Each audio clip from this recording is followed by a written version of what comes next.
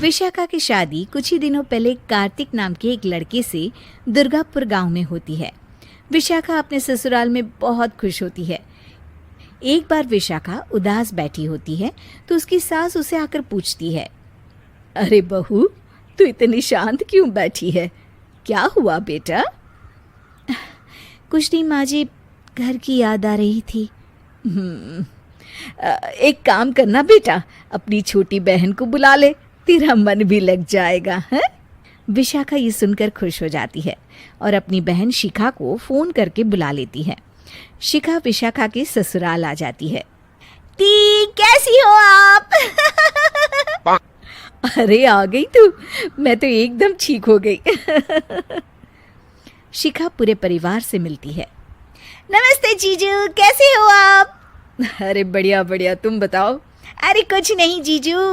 अरे आपकी शर्ट पर कॉकरोच है? कहाँ है? सॉरी जीजा जी। शिखा, आते ही तूने शैतानी शुरू कर दी, चल कमरे में।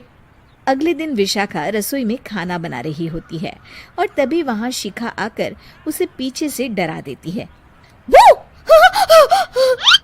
विशाखा डर जाती है और शिखा हंस पड़ती है। तू पागल है क्या शिखा? अभी मेरे हाथ से सब्जी गिर जाती ना। अरे दी, आपको क्या हो गया है? शादी से पहले तो कितनी मस्ती करती थी और अब एकदम बोरिंग हो गई हैं आप। ऐसा कुछ नहीं है शिखा, वो तो शिखा, चूहा कहाँ है? दीदी दीदी दीदी दीदी, मुझे चूहे से बहुत डर लगता है। कहाँ है चूहा? देखा शिखा, मैं कुछ भी नहीं भूली, मस्ती करना भी नहीं। सच में दीदी, आपने तो डरा ही दिया था मुझे। दोनों बहनें आपस में बात कर रही होती है। तभी शिखा को एक आइडिया आता है। दी, क्यों ना आज हम इन सबको डराए? नहीं नहीं शिखा, ये मेरा ससुराल है, यहाँ लोग मजाक में नहीं लेंगे तुम्हारी बात को। अरे दी, तुम भी ना कितना सोचती हो। रात में जब सब सो रहे होते हैं कि अचानक से विशाखा की सास को पायल की आवाज सुनाई देती है।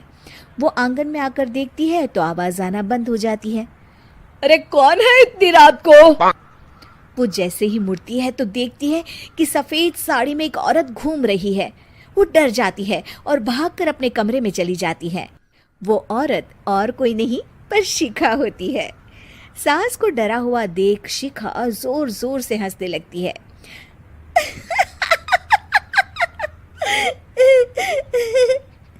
अगले दिन शिखा ये बात विशाखा को बताती है। ऐसा तुझे नहीं करना चाहिए था शिखा, ये मेरा ससुराल है और तू यहाँ ऐसे मजाक नहीं कर सकती। किसी को पता चल गया ना तो हमारी तो शामत आ जाएगी। अरे कुछ नहीं होगा दी, मैं तो सोच रही हूँ कि आज अच्छे से मेकअप भी कर लूं तो और ज्यादा मजा आएगा।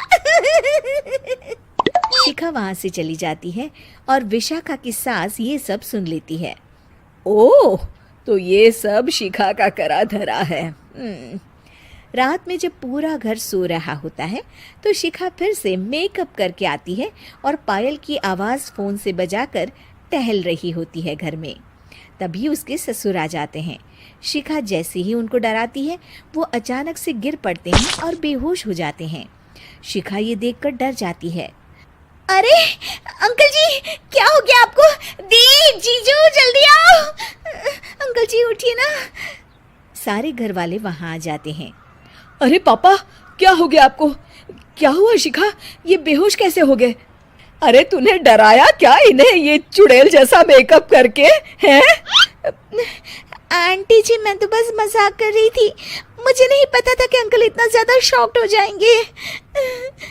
तुझे पता है ये दिल के मरीज हैं। हे भगवान, इन्हें तो दिल का दौरा पड़ गया है। शिखा घबरा जाती है। क्या दिल का दौरा? तेरी वजह से आज इनकी ये हालत है। इन्हें कुछ भी हुआ ना तो तू जेल जाएगी, समझी? शिखा रोने लगती है। नहीं नहीं आंटी जी, ऐसा मत बोलिए, अंकल को कुछ नहीं होगा। तभी ससुर को छींक आने वाली होती है। वो छींक रोकने की कोशिश करते हैं, लेकिन फिर भी उन्हें छींक आ जाती है और उनकी आंख खुल जाती है। अंकल, आप ठीक तो है ना अंकल? ससुर और सास हंसने लगते हैं। क्यों बेटा, सिर्फ तुम्हें ही मजाक करना आता है क्या? है तो क्या पापा बेहोश नहीं हुए थे? अरे नहीं नहीं, मैंने ही था ये। पर क्यों माँ?